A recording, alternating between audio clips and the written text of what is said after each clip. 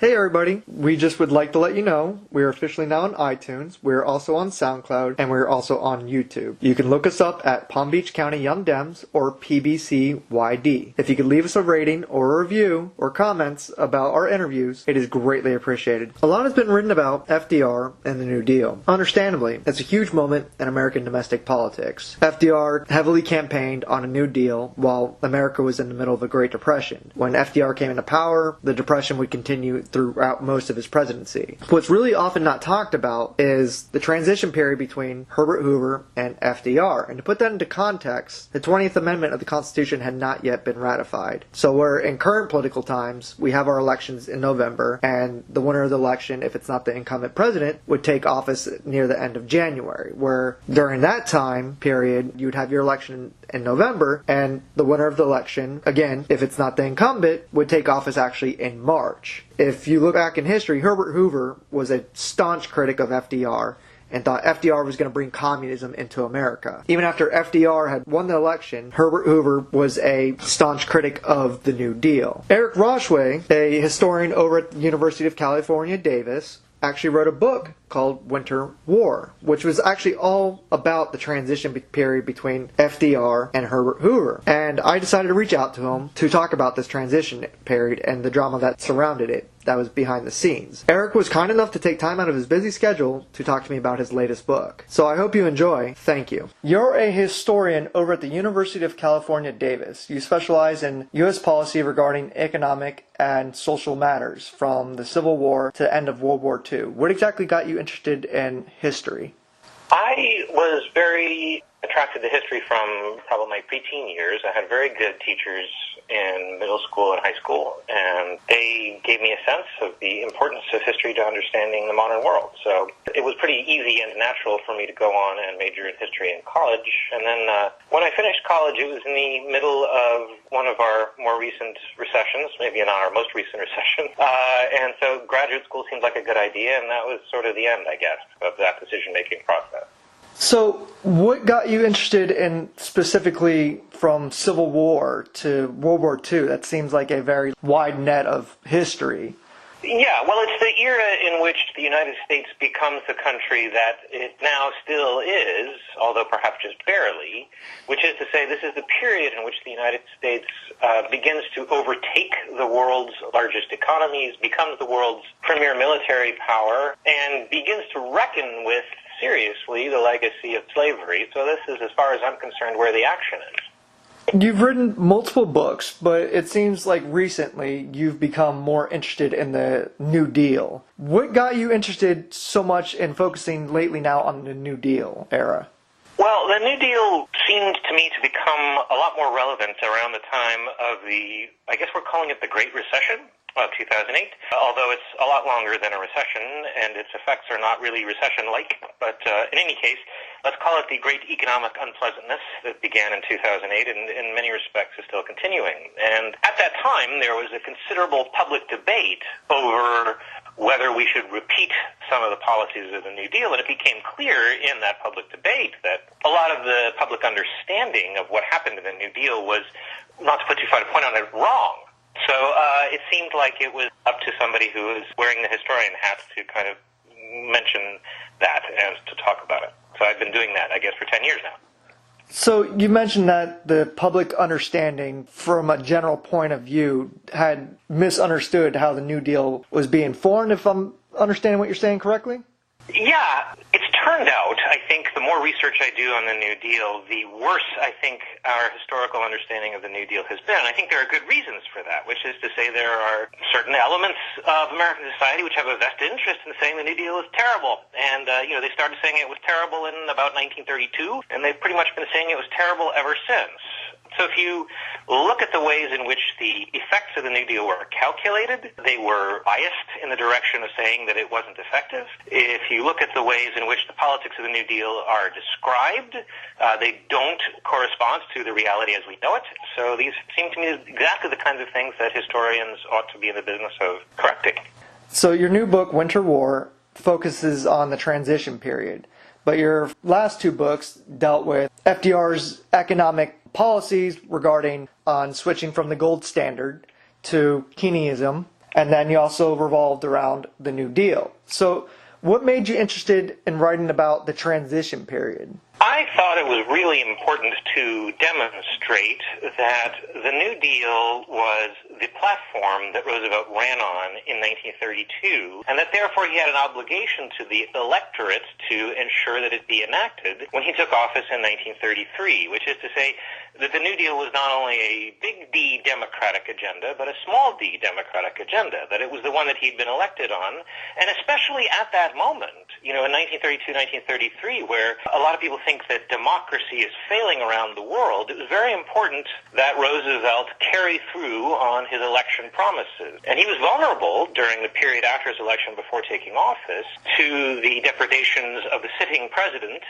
Herbert Hoover, who was a Republican and who was the original anti-New Dealer, and who spent the remainder of his time in office until Roosevelt's inauguration on March 4th to trying to prevent the New Deal from being enacted. So that seems to me a very important and critical period. It's heightened by the fact that this is also the period when Hitler comes to power overseas, and you have the increasingly evident contrast between Roosevelt's policy and his approach to democracy and the fascist movements which are arising around the world and within the United States. So you open your book talking about the election night when FDR obviously had won an election, and what you open up about is that FDR almost was assassinated on election night, and that the man he had nominated for vice presidency, if Roosevelt was assassinated, would not have ran with the New Deal at all. So why would Roosevelt nominate someone that policies were not in line with his? Yeah, let me back up slightly. The assassination attempt was in February. It was slightly before his inauguration, so some months after the election. This is an important moment, I think, for my purposes, not least because it occurred in Florida, and I am from Florida, and so there's a sentimental Florida angle there. But second of all, because illustrates this assassination attempt, and Hoover's response to it illustrates the vigor with which Hoover was trying to forestall the New Deal, even this late in the period before the inauguration. But to go back to your question about Garner, John Garner, who was Roosevelt's running mate and who then became vice president for Roosevelt's first two terms, why would Roosevelt choose an anti-New Dealer as a running mate? Well, it was a move that was forced on him by political circumstance. As I'm sure you know, the United States national politics are divided up by section, and it was important to Roosevelt to have the allegiance of the South and the West, particularly, as he was running for office in 1932. He was himself a New Yorker. He was governor of New York State at the time, so he needed to get support in those sections where he didn't already have it. Garner was from Texas, and maybe more importantly, Garner had the backing of William Randolph Hearst, who was that age's premier media mogul. He owned newspapers around the country with the largest circulations in the country. He owned newsreel companies, which is, I guess, the closest you're going to get to cable news in 1932. He owned movie production companies, and his voice was extremely important. And so by putting Garner on the ticket, Roosevelt was placating Hearst. Okay. So one of the things that you documented in your book that I never actually realized was that FDR and Herbert Hoover actually had a shared history, and that FDR actually liked Herbert Hoover and had admired him and thought he would make a great president. But Hoover didn't exactly feel the same thing about FDR. You document in your book that Herbert Hoover thought FDR was actually quite annoying. So yeah. Could you tell me a little bit about, how they had these two different views of each other? Sure. Yeah, they came across each other, at least as far as I can tell, for the first time in the administration of Woodrow Wilson. Both of them were working for the administration of Woodrow Wilson during the World War. So even though Wilson was a Democrat, there were Republicans like Hoover who were working in his administration out of patriotism because of the war. So that's the first point of context we have to have. This is before Roosevelt contracted polio. So he was at that point entirely able. He was well known as a kind of handsome, slight, athletic, and intellectually inconsequential person. and that's how Hoover saw him. Roosevelt was kind of the kind of person who liked to play a lot of sports, liked to go dancing, liked to stay out late with his friends, and Hoover was a very he's only 7 years older than Roosevelt, but he seems a lot older in his attitude. And so he, especially when the two of them were together in Paris during the negotiations for the treaty to end World War I, Roosevelt kind of took this as an excellent occasion to party in Paris, and Hoover found that extremely immature and inappropriate. So, Hoover formulated a poor opinion of Roosevelt when they were much younger, back in 1919 or thereabouts, and then, sort of kept it through the 1920s. Roosevelt, as you say, admired Hoover for his ability to manage large bureaucracies, which turns out to have been the thing he was good at, I think. He was very good at managing the relief effort, first in Europe during World War I, and then managing the food rationing efforts in the United States during World War I. And then later, when he was Secretary of Commerce, Hoover did a fairly good job of managing the Red Cross and other relief organizations in responding to the Mississippi flood in 1927 and 1928. So he had that kind of reputation as a very able executive. And of course, before that, before he went into public service, he had been an extremely able executive. He was one of the richest men in the world because he was so good at running gold mining companies. So he certainly had tremendous abilities. What he didn't have, or two of them didn't share, was the same kind of sense of humor. So you talk about sharing the same kind of sense of humor. And in your book, you actually mentioned that Roosevelt was mocking a superior of him, and Hoover wasn't exactly too fond of doing that. Is that what you're kind of referencing here? Is that, well, FDR didn't necessarily, in a sense, show respect to superiors, and Hoover thought that was just wrong? I don't, would love to first say the episode you're describing is Roosevelt was Assistant Secretary of the Navy. The Secretary of the Navy was a Southern newspaper editor, ardent white supremacist, and an official in the Wilson administration named Josephus Daniels with a pronounced accent, and Roosevelt enjoyed imitating that accent. Again, remember, Roosevelt was from New York. He probably thought not so much of the politics and intellectual capacities of white supremacist Southerners, so he was not above making fun of them. I mean, I think just to sort of put a pin in that for a second, Roosevelt's general sense of humor throughout his life was what we would nowadays call somewhat trollish.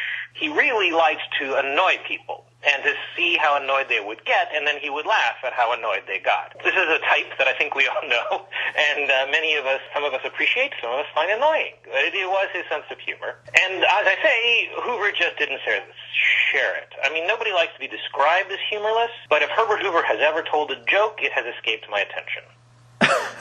All right, so that's a very interesting description of FDR. I didn't realize that. Yeah. What shaped Hoover's view of government? Because throughout your book, you talk about how Hoover had just viewed FDR as this incoming communist, and that anything that FDR wanted to do, Hoover was just mortified and thought FDR is bringing communism in here. So what I don't understand exactly is what shaped Hoover's view of government that was obviously different than FDR's? I think, there are two ways to answer that question, and I think ultimately you have to look at both ways of answering that question. The first is Hoover's sort of philosophy that's on the record, which clearly derives from his long experience of business and philanthropy, and indeed probably from his childhood. He grew up very poor. He grew up in Iowa. He was from a Quaker family. He was a member of the first graduating class of Stanford University, although you have to remember that back in 1890, Stanford University wasn't shucks. That wasn't the elitist or, sort of privileged kind of atmosphere. There were a few dozen kids there, and it was very uncertain how it was going to turn out. So for Hoover to have been among the first graduates of that university wasn't a particular honor at the time, although it became so in retrospect. So he didn't have great advantages, growing up is what I'm saying. And the fact that he then went into mining and that he mastered some languages, that he mastered the capacity of managing these large business and then philanthropic enterprises, that told him that a person with ability who applied himself, had the capacity to succeed. Is a very common American idea, and perhaps most common in that period. So when he responded to emergencies by mobilizing resources, he thought of that specifically as an emergency response, and he didn't think of it as the kind of thing that either it necessarily had to come from government. Remember, he organized the Red Cross. He organized, private organizations in Belgium, right? He didn't actually run a government bureau until he got around to being food administrator. And then he just didn't view the right role of government as making policy for the economy. And that, of course, course, informs Hoover's response to the Depression, which was to do various things to try to organize business people, but not actually to use the power of government to interfere, as he would have thought of it, in the economy in any significant way. And specifically, he resisted, over the advice of many of his advisors, including eminent businessmen, using the funds of the Congress to provide unemployment relief. So when by the time you get to 1932 and Roosevelt comes along, he says, well, I've been doing this in New York. I've had immense public works. They've helped to relieve our unemployment problem in New York State. We don't have a dole, that is to say, we don't have a payroll where we specifically just give money to the poor. We hire people to do stuff, and I think we ought to do this on a national scale. That, first of all, offended Hoover on a philosophical level because, again, as we've discussed, he's somebody who thought of Americans as being able to organize and meet emergencies on their own without government doing it for them. And second of all, it offended him personally because here was this upstart who, again, he thought of as a lightweight, saying, look, Herbert Hoover has been doing it wrong. And then, worst of all, Roosevelt turned out to be right. That was the real offense, which happens after 1933, is Roosevelt implements all of these policies which Hoover says during the campaign are going to lead us straight on the road to Moscow. And not only do they not lead us straight on the road to Moscow, they also induce a rather significant recovery in the economy and make Roosevelt the most popular president in 1936 when he runs for re-election since James Monroe ran unopposed back during the era of good feelings. So that's really salt in the Hoover wound there, man. Here's somebody who's been able and rewarded for being able all his life. He puts all of his money on the idea that Roosevelt's presidency is going to be a disaster, and he goes to the wall rhetorically in 1932 with that proposition. He loses, and he turns out, worst of all, to be wrong. So that's why I think Hoover really hated Franklin Roosevelt. One of the things that I've found history that was documented that I never knew was that when FDR was running for president, a lot of his policies that he obviously enacted once he came into office, he didn't exactly talk about in deep terms when he ran. He just made a bunch of kind of vaguish statements on what he would do when he would become president. And he basically kind of surrounded himself with the right kind of people in his cabinet. So to get to that point, one of the things that I also find really interesting was that the New Deal, as we call it and as we know it by, wasn't really meant to be called the New Deal. It was something that was just in a speech, and it wasn't supposed to be this huge line, but just a normal line. And the press the very next day said, this is the New Deal, and it just has become that, if I'm understanding history correctly here. Well, those are neither of them points that you will find in my book, and that's because I don't think either of them is correct, but I'll take them sequentially, if you like. First of all, the idea that Roosevelt was vague during the campaign and didn't make promises about what he was going to do in office is something that originated after Roosevelt's death, or rather, didn't originate after Roosevelt's death, but it became quite popular after Roosevelt's death. It originated when the Republicans were trying to gin up a campaign against him in 1936 to say that Roosevelt in office implemented all of these things that he didn't run on, and therefore the New Deal is undemocratic. That's not true. That's fiction that the Republicans invented. And then it became popular after Roosevelt's death because by then it was the Cold War, and people in the Democratic Party wanted to disavow the idea that Roosevelt was a planner because being a planner was synonymous with being a communist. If, however, you look at what Roosevelt actually promised during the campaign, there is very little in the New Deal that isn't promised during the campaign, except probably public housing.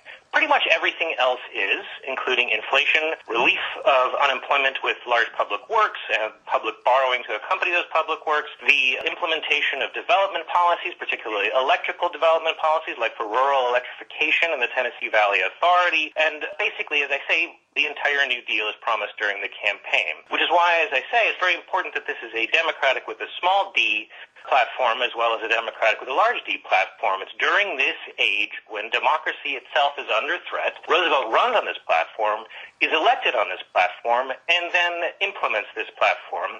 And that's an example of his responsibility to the American electorate. As I say, this is right in the campaign speeches. This is not obscure. It becomes obscured for political reasons in 1936 and after Roosevelt's death. As far as the name of the New Deal goes, I think you're absolutely correct. Roosevelt didn't set out to call it that, but it's a phrase that he used when he accepted the nomination. In 1932, the New journalists latched onto it. It had been kicking around for a while before that, but certainly seemed like a handy way to summarize his program.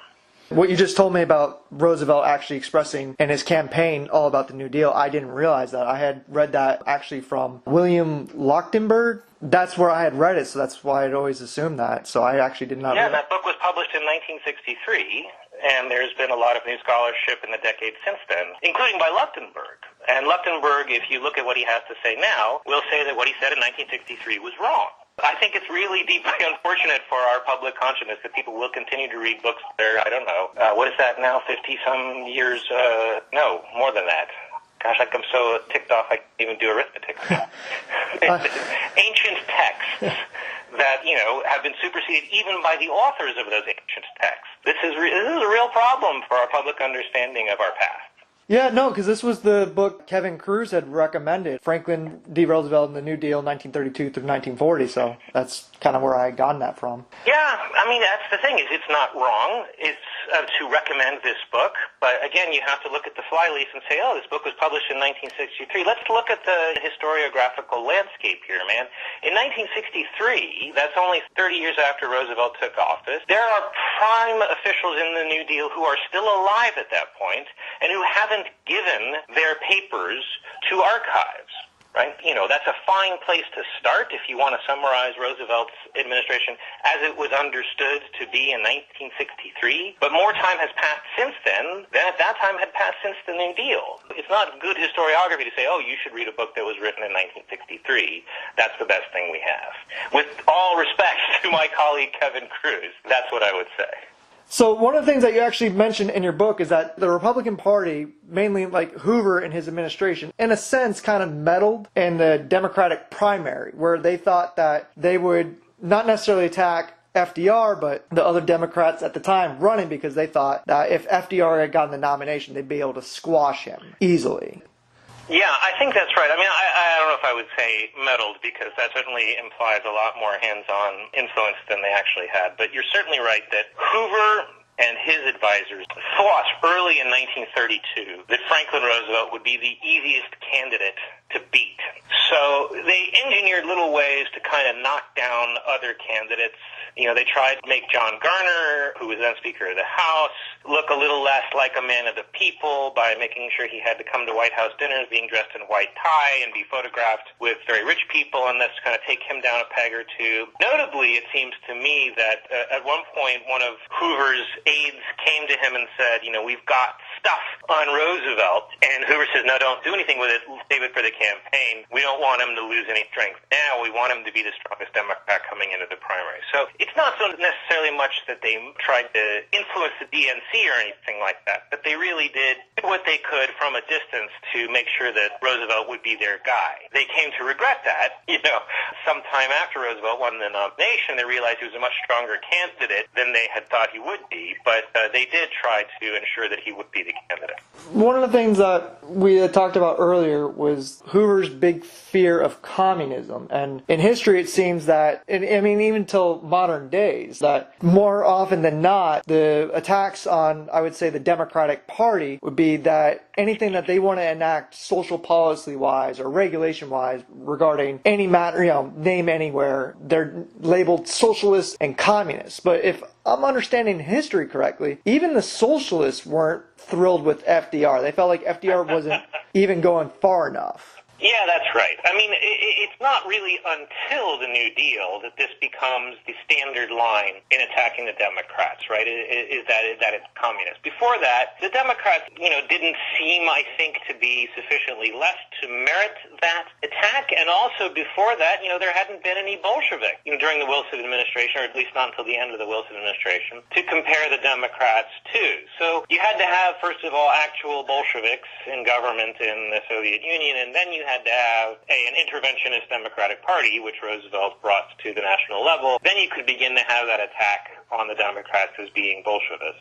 But you're right that this is a period when there were actual socialist and an actual socialist party, an actual communist and an actual communist party in the United States, and neither of them had policy sets that were satisfied by the New Deal, but maybe especially the socialists disliked Roosevelt intensely, notably the socialist leader, Norman Thomas, who was once quoted, when he was once asked, well, hasn't Roosevelt just carried out your program? He said, yes, on a stretcher. That, he thought that Roosevelt had given the working class enough that they would be satisfied with capitalism and therefore that they would never support proper socialism. So he viewed Roosevelt as a threat for that reason. Norman Thomas also then became involved with the America First campaign in the early 1940s, opposing American aid to Britain in the war against the Nazis, and so he did not share Roosevelt's antagonism to the Nazi Party either. So you mentioned that there was a socialist party and a communist party officially in that time. What were their policy/views that were different from each other? Well, how were they different from each other? Yes. Well, the Communist Party in the United States, as elsewhere, was almost, I think it's not unfair to say, was largely a creature of Moscow. That it was funded by and heavily influenced by the party line as it came out of Moscow. Many of the people in it may not have felt like they were puppets of Moscow, but the party itself pretty much existed for that purpose. Many of the people in the Communist Party in the United States were attracted to it, in part because it stood, as no other party really did, for civil rights for black people. But, in general, the party's existence owed to Moscow wanting to have a voice in American politics. And that's actually one of the conditions that Roosevelt's administration puts down for recognizing officially the Soviet Union as a legitimate government in 1933, which is that they cease to attempt to influence American politics. So this is also not something that's like secret either. People generally know this to be the case. And that's most visible, later in the 1930s again when the U.S. Communist Party is just as alarmed by the Nazis as the Soviets are,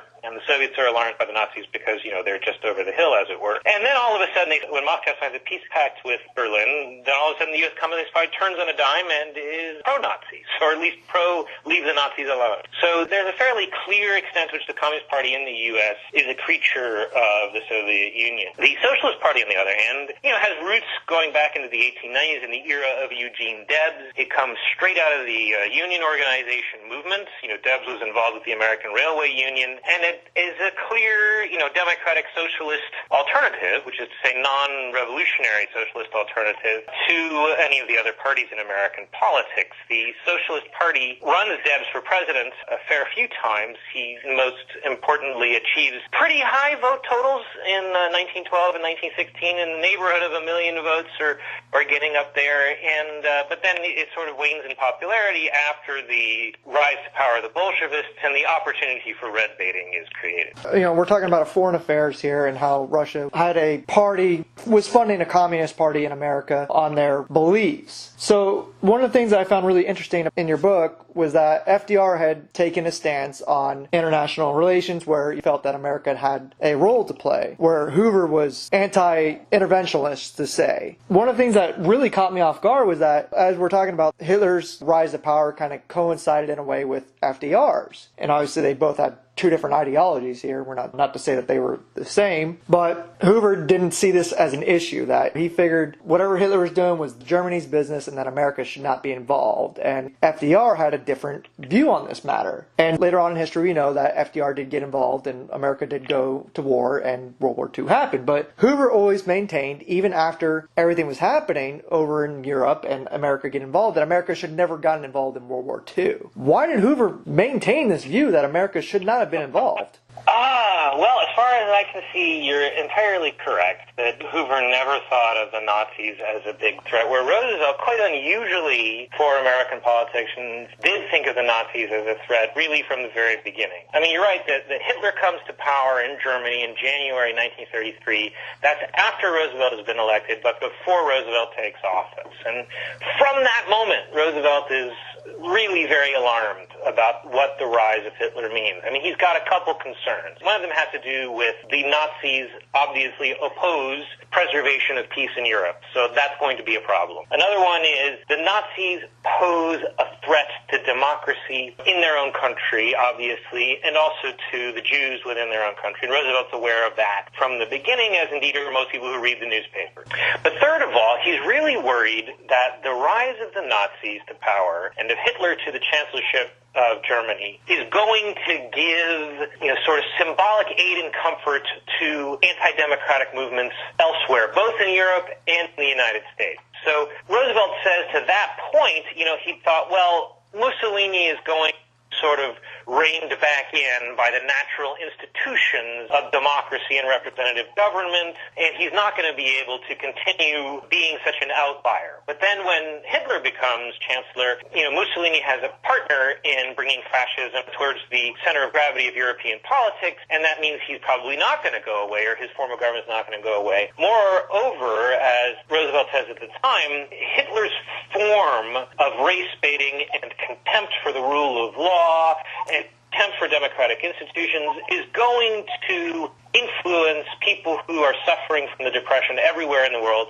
including the United States. So it's just bad news. So as I say now, though, Roosevelt's unusual in feeling that early. And as you say, Hoover, on the other hand, holds the view as, that's far away, not a problem, or not a big problem anyway. And then Hoover continues to hold that view right up to the eve of war. In 1939, right before the war breaks out in Europe, he actually advises people if they want to keep their money safe in Europe, they ought to put it in Belgium and Finland, which are the exact two wrong places to put it in 1939. And then, in 1941, when the United States is drawn into the war by the bombing of Pearl Harbor, he blames that on Roosevelt's policy going back to 1933, that Roosevelt shouldn't have been anti-Nazi as he was from the beginning, because that's what got the United States drawn into that. So you want to know why he believes that? A lot of Americans thought that way, or not a majority maybe by 1941, but a lot. I think there was, first of all, sort of an overwhelming general feeling that World War I had been a bad idea, and American involvement in World War I had been a bad idea, and therefore it would be a good idea not to repeat that. Second of all, there was a widespread belief in the middle section of the country that it was not our business, especially in those states which tended to vote Republican. So there was a kind of Midwestern Republican bias against being involved with Europe. And finally, all of this raising of the alarm about what was going to happen to the Jews in Europe was not something that chimed with the experience of those same Americans, many of whom were either indifferent to the Jews of Europe or actively hostile to the Jews of Europe, and were just as happy to see them suffer. So I think there's a combination of those factors. And in the Hoover's individual case, there's, of course, the feeling that, good God, Roosevelt can't possibly be right about this too, because he was right about all those other things, which is so personally irritating to Hoover, and the fact that he should be right about this would have been just too much. We know that when Hoover's presidency was winding down and FDR's presidency was getting ready to start, that the country was in a large depression, and Hoover seemed, at least publicly, to just continue to tell the citizens of the country that everything's fine, everything's working its way back, and there's nothing that needs to be done. And even though it seemed like people in his administration were kind of telling him that's not exactly the case. So why was Hoover's view so staunchly in this? I think there's two separate things going on here. First of all, you're absolutely right that Hoover's running for re-election, and he's saying, the Depression has now passed its worst point, and things are going to get better. Our policies have been successful. We've used the protective tariff, we've used the gold standard, and these things are now going to lead to the economy turning around. So number one is hardly anybody believed him, right? In the electorate, this was greeted with disbelief because he'd been saying the same kind of things for years, and things hadn't gotten better. So that's number one, is sort of where Hoover was. So of course Hoover's going to say, when he's running for re-election, our policies have been a success, because that's the line he's committed to. He can't say, I've been a disaster, re-elect me. So there's a natural tendency that he's got to say that, plus whatever Hoover's personal, investment in the idea that he must be right is not counted. Second of all, though, what he didn't see, and wasn't clear until perhaps October of 1932, is that the financial structure of the country, which is to say the bank, was in the worst state it had been throughout the Great Depression. It was about to tip over into a collapse. Now, there had been bank collapses and bank runs and series of bank failures throughout Hoover's presidency, but the country was about to tip over into the absolute worst one, and it became clear in about October, just a week or two before the election of 1932. And then during the period after Hoover's loss in 1932, that panic sped up, and it became worse and worse. More and more banks failed by December, and that's really when, as you say, members of his administration began urging him to act and do something, because, not doing anything was obviously not working. And Hoover really was very insistent that he would not act to forestall the banking panic prior to going out of office. So one of the things that was really interesting was that Hoover, as we've talked about, was not a fan of FDR, and he didn't like his policies, thought he was going to introduce communism, and obviously we know that we're not a communist country, so that obviously didn't fan out. But during the transition period, while FDR was still technically governor of New York, and then even when he had finished his term as governor and was waiting to take over the presidency, Hoover would continue to try to, in a sense, bait him into talking about policies publicly, and FDR wouldn't do that. What was Hoover's goal here to get FDR to say? I think especially as you get into early 1933 and the banking panic is getting worse, Hoover is convinced that the only way to forestall a total collapse of the financial system is to declare that the country will continue to stay on the gold standard and that it will not go greatly into debt to finance public work. He thinks that if you say that, then people will feel reassured about the stability of the American financial system, and they'll bring their money back to the banks. And he knows, moreover, that if Roosevelt were to say that, then Roosevelt would also be saying, oh, that whole New Deal thing, forget it, I'm not going to do it.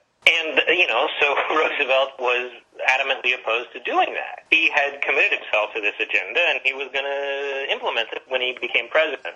So it was a very tense sort of 2.5 months there, where Hoover kept saying publicly, as well as privately, and getting other people to do it for him, that Roosevelt must disavow all of the promises that he'd made in the campaign. Otherwise, the country would collapse under his leadership. Now, secretly, Hoover kind of hoped that Roosevelt wouldn't do it, because he wanted the country to collapse under Roosevelt's leadership so that he could then, say, see, I was right, and now you should reelect me. But he didn't get his way.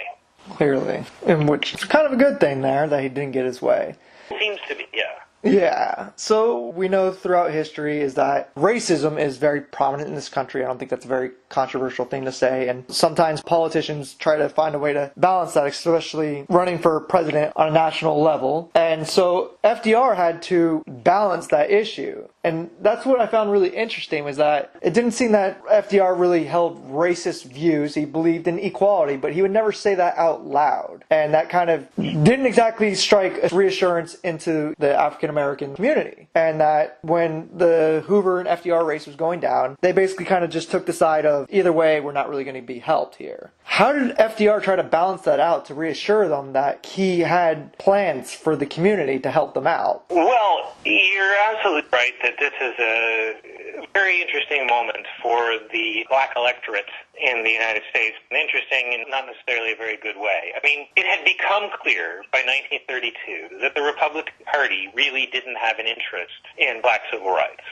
That Hoover individually didn't, that the party institutionally didn't, and that in fact the party was trying very hard to court white racist elements in the South to create a white Southern Republican Party so it could be competitive with the Democrats in the South. So the Republicans have effectively indicated to black voters, we don't need you anymore by 1932. However, the Democrats haven't really done anything to tell black voters, we want you either. And that's because the Democrats, since the Civil War, and even before, have depended on the white South to win a national election. So both parties are in a position in 1932 of, in the case of the Republicans, to have kind of driven the black voters away, in the case of the Democrats, to have not really done anything to court black voters. Roosevelt, for his own part, personally, as you say, I think correctly, didn't take a very principled position on this subject. On the one hand, he wasn't a principled racist, but on the other hand, he wasn't a principled advocate of black civil rights either. And he viewed it,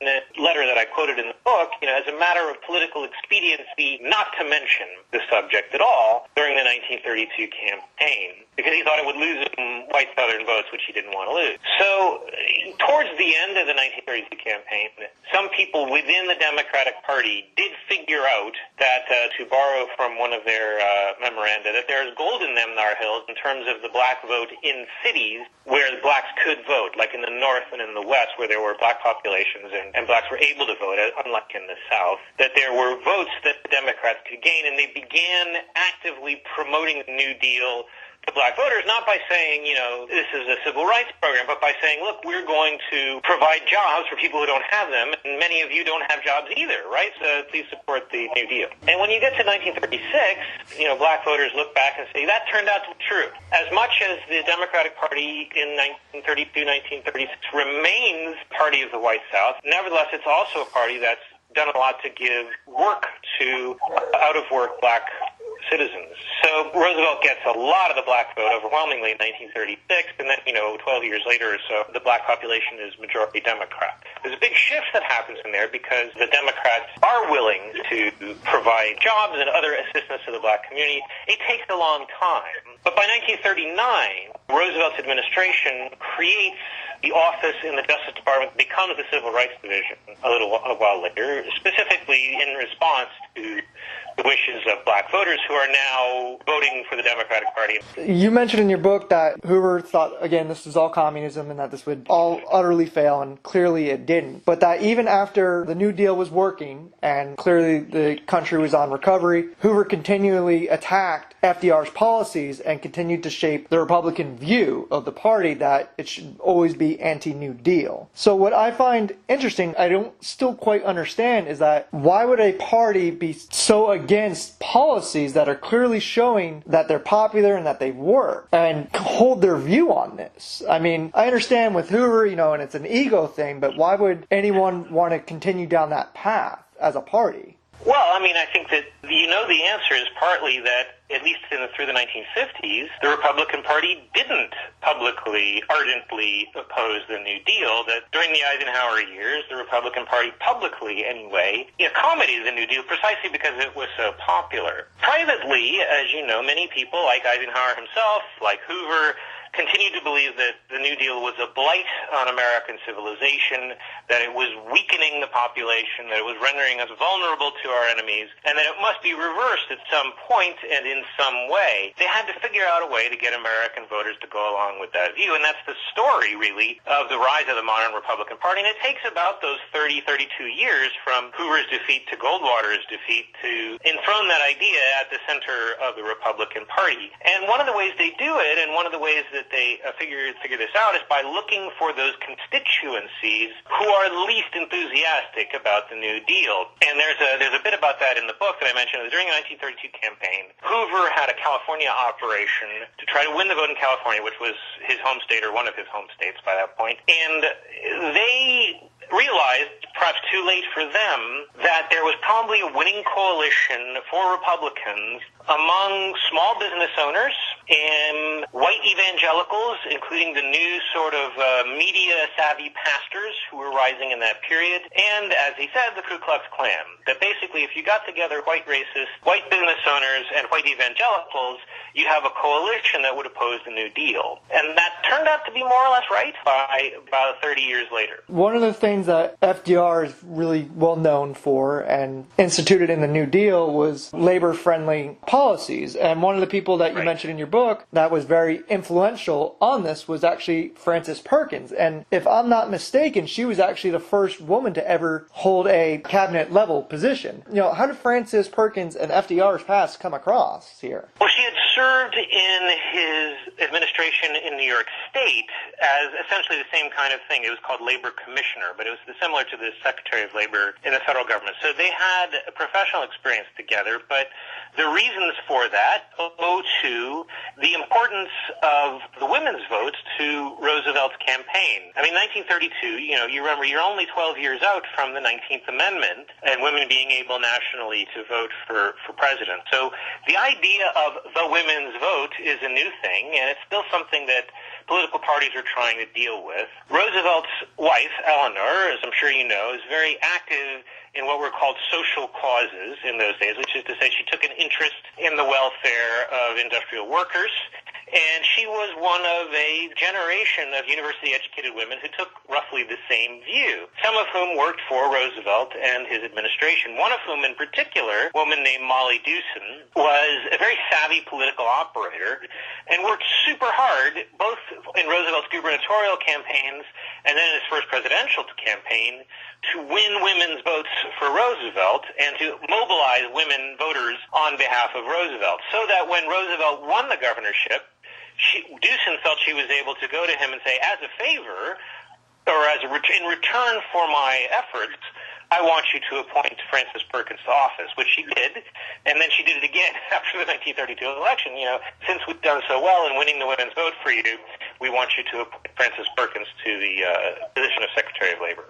So I want to end it on this. You mentioned early in your book that obviously we know FDR had contracted polio, which restricted his movement to say the least, although you mentioned that he worked out right after contracting polio to where you wouldn't really notice per se. He was able to build upper body strength and kind of swing his hips to look like a normal appearance of walking, which is kind of incredible to say the least. But one of the things you pointed out that came from when he contracted polio was that he didn't move around much, obviously, because it was painful. And so instead of when he was thinking normal people might pace around their room, he didn't. So he would sit there and be really concentrated on something, and then he'd make a decision and move on from there. Was that something that he had always done before, or is that something that he gained from dealing with polio? Yeah, Roosevelt himself said that this was something that came to him, that he learned in recovering from polio. The idea that Roosevelt about with polio is this shaping part of his character is the oldest thing, I think, in any study of Franklin Roosevelt. And people attribute to it various things. One of them is a sort of general sympathy for people who've had to overcome hardship. Alan Brinkley, I think, very, very interestingly suggested that it increased Roosevelt's already really quite profound tendency to be psychologically self-contained, to rely more on himself than on anyone else, which is, I think, an interesting insight. But Roosevelt himself said what you said, which is that it taught him a certain amount of fatalism, which is to say, once he'd made a decision, he would stick with it. And he said that was necessary because if you wanted to treat polio, in those days anyway, he said, they were all kinds of experimental treatments, and none of them was supposed to work immediately. So you had to say, well, I will try this, and then you had to stick with it for a long period of time, even if it didn't seem to be working and even if it was painful. And Roosevelt felt afterward that taught him not to second-guess himself, that he would make a decision, and then he would just have to see how it happened, And so that was his own metaphor, that when he was younger, he would pace and second-guess himself after making a decision and wear out the carpet. Now he can't pace, so he doesn't second-guess his decisions. That was something that he himself observed. Eric, thank you so much for your time. It is greatly appreciated. I appreciate it, and I enjoyed talking to you. Thank you very much. I'd like to once again thank Eric for taking time out of his busy schedule to talk to me about his latest book, Winter War. I hope you enjoyed this interview as much as I did. I've posted on our website, and in the show notes there will be a link to where you can pick up his book. I highly recommend it. It is a fantastic read.